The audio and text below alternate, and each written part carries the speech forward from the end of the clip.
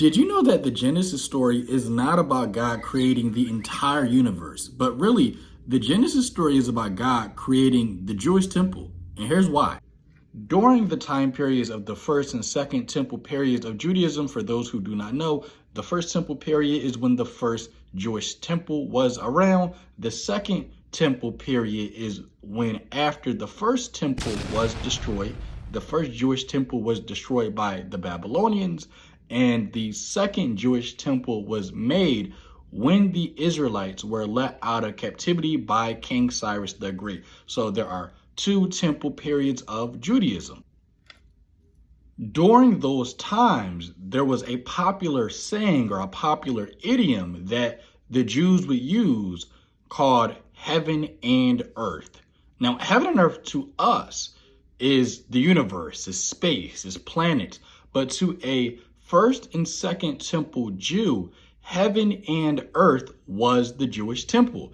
Why was heaven and earth referred to as the temple, or why was the temple referred to as heaven and earth? Well, because the Jewish temple was on top of a mountain. And in the ancient world, it used to be believed that mountains were at the center of heaven and earth. Heaven and earth was a portal to the next life. And mountains acted as those portals. So mountains were very special places in the ancient world, and the perfect spot to build a temple for your God was on a mountain, because mountains are high places. They are exalted above everything else.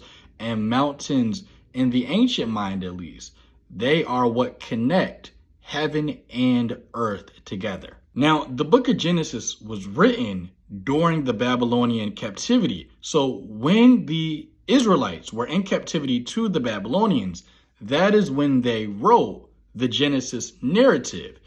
And when the Israelites wrote the story of Genesis, they no longer had a Jewish temple. When the Israelites went into captivity, their records were destroyed, their temple was burnt to the ground, and they were exiled from the land of Israel. So when the Genesis narrative was being constructed, the Israelites, their heaven and earth, or their temple, was destroyed, which is why the Genesis story was written. The Genesis story was written while the Israelites were in captivity. They had no hope. They had no temple. And so as a result, the writers of the Genesis narrative are trying to give their people hope. And they're trying to let them know, hey, although our physical temple in Israel has been destroyed, it is okay, because the entire earth is Adonai's temple.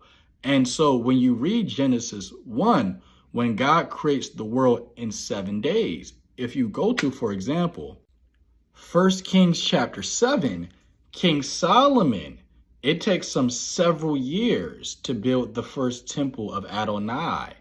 And that is why in the Genesis account, the author of the account has God creating the heaven and the earth in 7 days, because this is a microcosm of the macrocosm of the Jewish temple. The Genesis 1 account is a microcosm of the macrocosm of God creating his temple.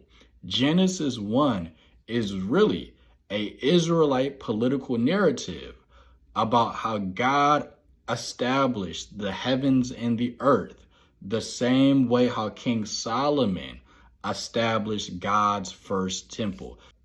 You might not see me again, so go to the link in my bio and get my book, Secrets of the Bible from the East, if you want to learn more about this in cultural context. And I also have a full cultural context course, which you can take right now.